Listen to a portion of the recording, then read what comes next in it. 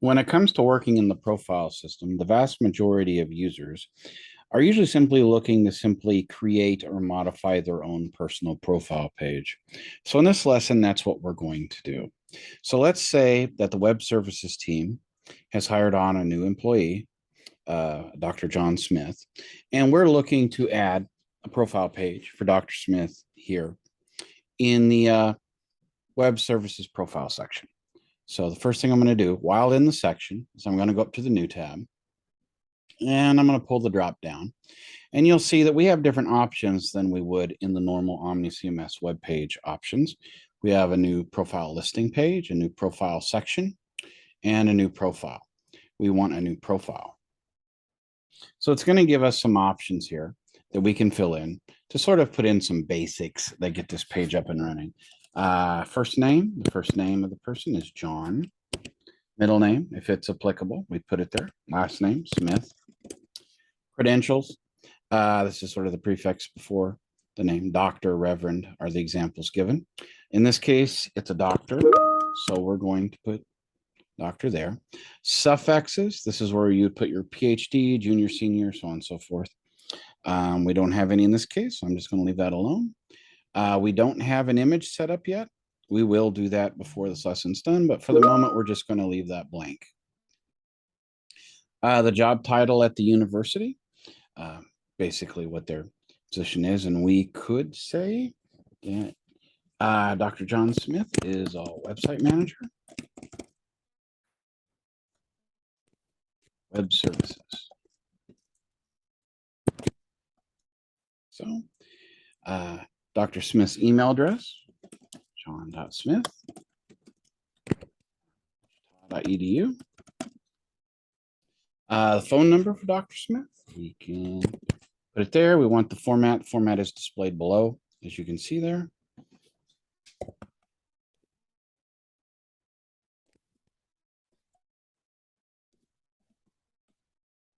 Pronouns, this is new edition. You can put there. You give some samples there. Override existing. If there was a previously existing page with the same file name, it override it. There obviously isn't. And access group standard is before. Basically, it's going to assign the access group that's the same as the parent directory, and that's fine unless it's a specific group that needs its own access group. If that was the case, you'd want to send in an access request, and we would get that taken care of for you. So I'm going to click Create. And as you saw there for a second, the page was there. So this is the initial version of Dr. Smith's profile page. And you can see here in Backstage View, we've got the page checked out. We have the black box here that has sort of overall details, name, the position at the university. We have phone number, we have email address, and we have the pronouns here.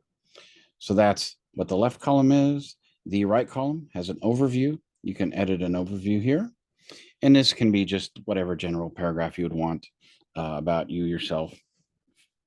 Because as you can see, information gets a lot more specific. So this overview would be more a sort of general thing.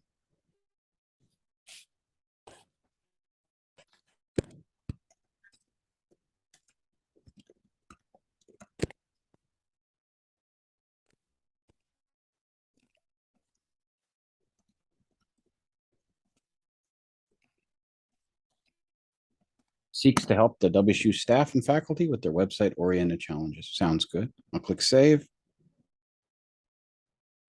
And I've got a pretty small window I'm working in here. I can always use the toggle focus mode to make the breadcrumb trail and file name disappear and make that bigger. So next up, we have this information series of drop downs. We're all kind of familiar with accordions at this point. But in this case, we would not go into edit to see the different tabs in the table, so to speak, and fill them out. Rather, when we expand each one of these, you'll see that each one has a green edit button. So if we had something we wanted to add to a specific section in these accordions, we would simply just click green there. And maybe our Dr. Smith, his academic interests and expertise are in theoretical physics.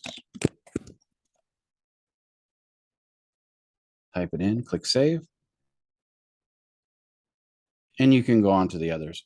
On the final published version of the page, any of these accordions that have not had anything entered in them will automatically be rendered invisible in the system. So no worries there. The only ones that's going to show on the live page are the ones that you actually fill out. So having done that, if we wanted to edit the material in the black area, we would click properties. And as you can see, it's sort of an expanded version of what we did when we initially created the page. Title, we could change the title if we wanted to. It's title of the page. We could add tags if we wanted to, just like we can a web page. So for example, MRC web, I could add that there. Personal information, first name, middle name, last name, we saw that. The suffixes, credentials, full name, in case manual override, in case automatic full name needs adjusting. And then we could connect up our images. So now we're going to look at how to upload an image for our profile over there. And I'm just going to come up here to content pages, like so, right click, open link in new tab. And I'm going to come over to profiles link in the breadcrumb trail. There's our images folder. Go in, underscore images, I should say. Usually takes a little bit for that to load because there's so many images in here. Okay, so I'm going to upload our image that we have of Dr. Smith and click add, just like I would adding images and other elements, and find it on the computer. Okay, first of all, we've got an invalid file name. So one thing to know is that there is a naming convention for the file names of the images that get placed here. One thing to note is we're JPEG. All images that are uploaded into the images directory should be JPEG. Don't use PNG, and it frowns on JPEG JPEG.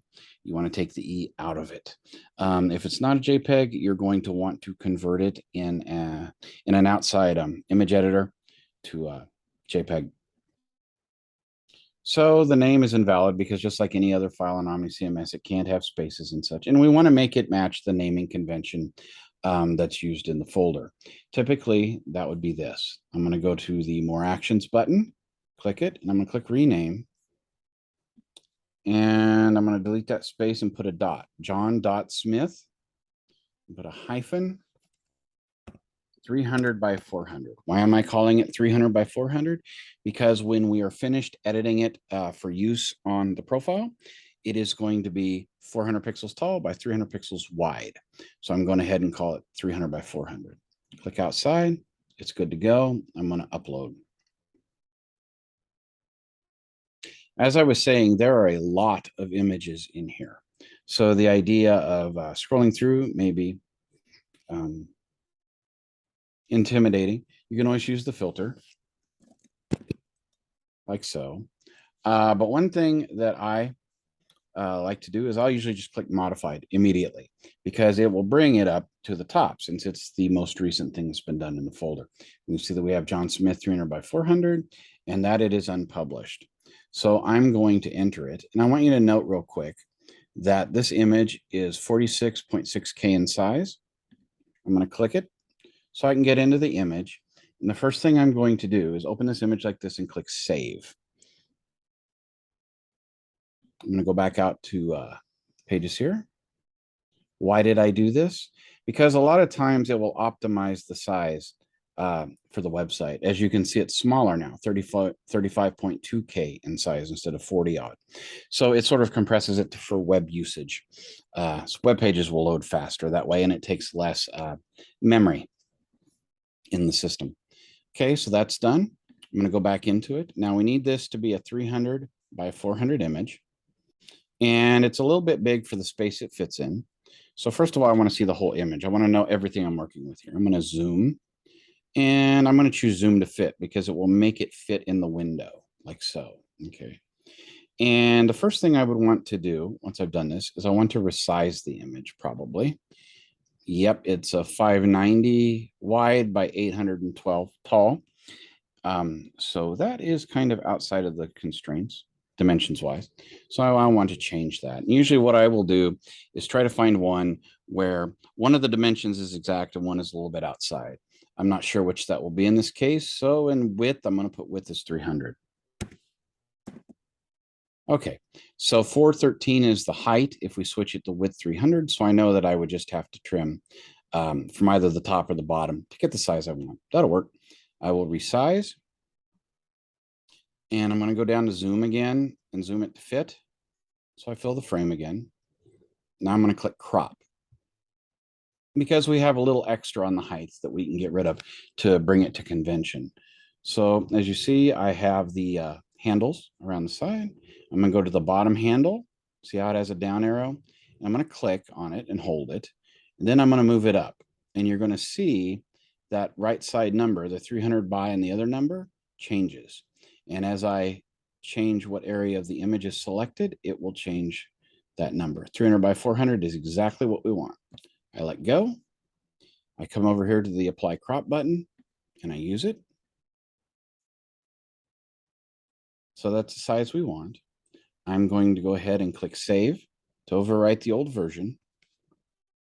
And just like images on other sections of the website, I want to go ahead and publish it now.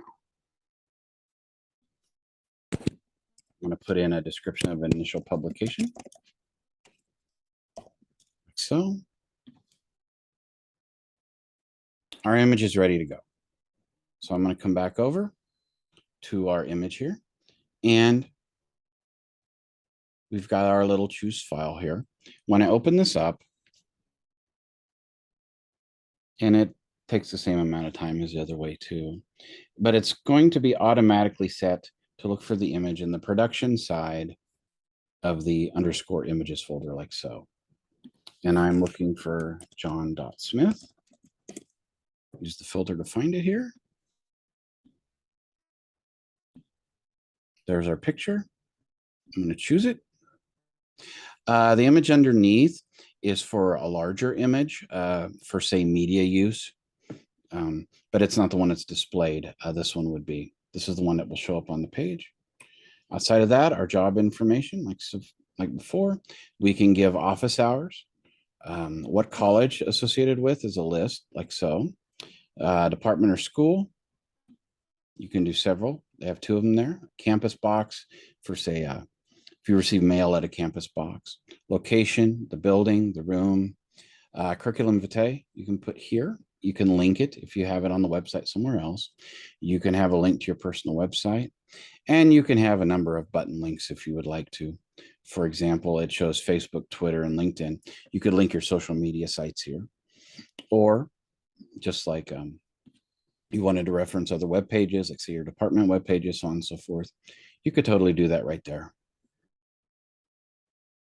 It has room for 6 of them. Page layout options. So you'll note all these are checked. And if you were looking at this page in normal Backstage view, these all, mostly anyway, equivalent to the accordion drop downs. Basically, it's saying which ones are actually active when you go into edit mode. If you were to uncheck any of these, it would render them invisible. Sometimes people will have published items in that accordion drop down series that they decide they don't want people to see for an amount of time for whatever reason. If they were to come in here and check that, it would become invisible despite the fact it has content in it. And that's what this could be used for. So our last entry here is media inquiries with 2 options, contact me or do not contact me. So when strategic communications is contacted by someone from the media or maybe the general public for an information inquiry of some kind, they can look in here and see whether or not you would like to be contacted by the general public or the media. That's what this is for.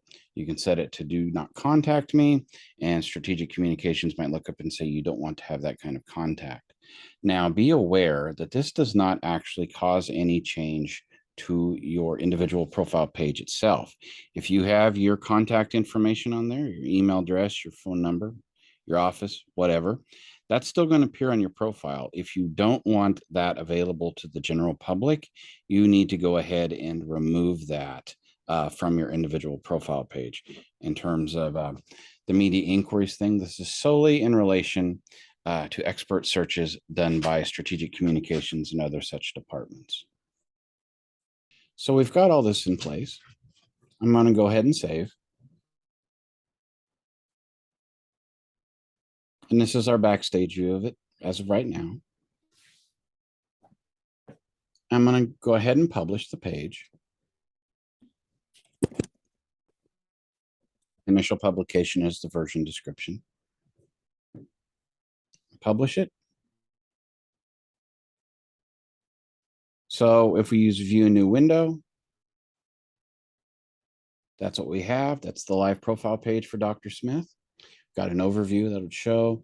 If we filled out the accordions, that would be there. You can see that we just did the one accordion. So that's the only one that shows up. And if we were to go out and look at the live page under index, because you can see John Smith has his page there. If I go out to index, look at the live page. He's joined the web services page automatically. Didn't need to publish the index page. Close that up. And if we go back to Media Resources Center and look at the live index page here,